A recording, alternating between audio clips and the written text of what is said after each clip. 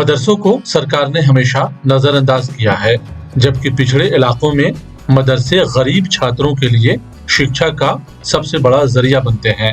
लेकिन इस बात को न ही सियासी पार्टियां समझने को तैयार है और न ही सरकार। ये कहना है एमआईएम के प्रदेश अध्यक्ष अख्तरुल ईमान का। अख्तरुल ईमान के मुताबिक एक तरफ सरकार मदरसा बोर्ड के गठन के सवाल पर खामोश है, वहीं दूसरी तरफ 2459 मदरसों में जिन मदरसों को मंजूर कर लिया गया है, उन मदरसों की फिर से इंक्वायरी कराने का सिलसिला चल रहा है। एमआईएम ने कहा कि अगर पहले इंक्वायरी कर मदरसों को मंजूर किया गया था, तो फिर से इंक्वायरी कराने की नौबत क्यों आ गई है। एमआईएम का कहना है कि सबसे बड़ा सवाल यह है कि मदरसों की इंक्वायरी के नाम पर वहां पढ़ाने वाले शिक्षकों का वेतन क्यों बंद किया गया है।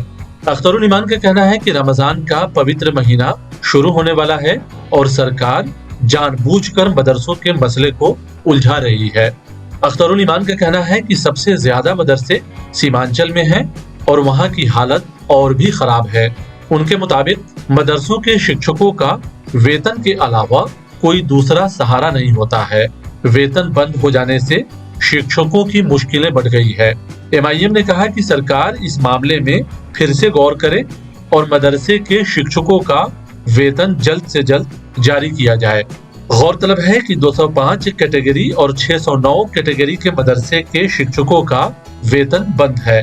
वेतन बंद होने का असर मदरसों के शिक्षा पर भी पड़ रहा है। जानकारों ने सरकार से अपील किया है कि शिक्षा देने वाले इदारों के साथ इस तरह का सुलूक गैर मुनासिब है।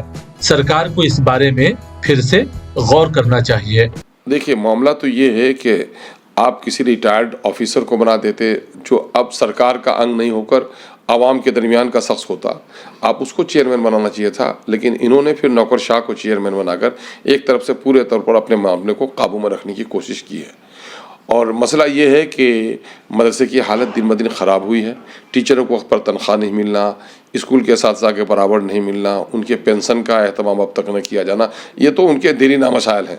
लेकिन अभी 2459 प्लस एक ज़ुमरे के जो मदरसे थे, उसमें से 205 और 800 कुछ मदरसों को इन लोगों ने तनख्वाह जारी की थी और 600 कुछ को, और उस 605 में से फिर उस पर री इंक्वायरी इन लोगों ने गठन कर दी। मुमकिन है एक दो जगह कुछ लोग जाली किए होंगे, तो लेकिन जहाँ भी ये जालसाजी हुई है उसमें असातिज़ा का कोई कसूर तो नहीं है।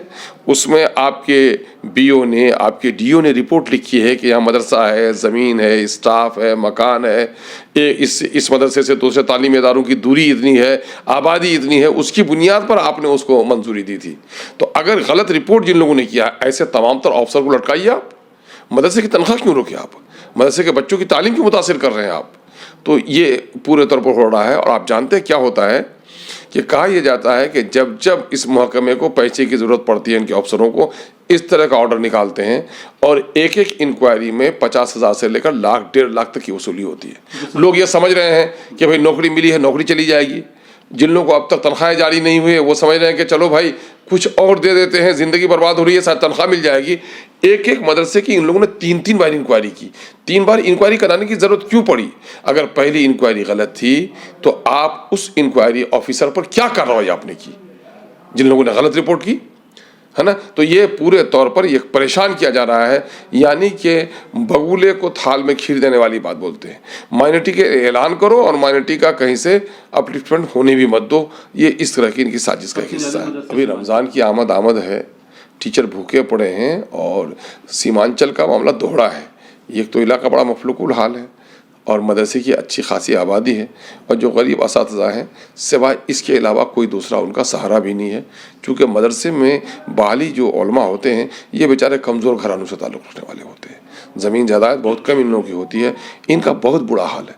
इनका हाल तो, और जो लोग रिटायर कर गए हैं उसको आप देखिए, उनका हाल ज़ार तो देखने के लायक नहीं है इस वक्त। जबकि ज़िंदगी के उस हिस्से में 60-65 साल 70 साल की उम्र में उसको बहुत सहारे की ज़रूरत थी, वहाँ उसको कोई तनख्वाह पेंशन के नाम पर कुछ भी उनको नहीं मिल पा रहा है। जिन बच्चों को पढ़ाया, गरीब है इलाका, कोई बच्चा प्रदेश में, कोई कुछ रहता है, ऐसे लोगों की हालत बड़ी ख़राब है। और सीमांचल का जो ख़ास करके अक़लियतों का जो तालीमी पिछड़ापन है, उसकी बड़ी वजह मदरसों के साथ सरकार की बेमरगती है।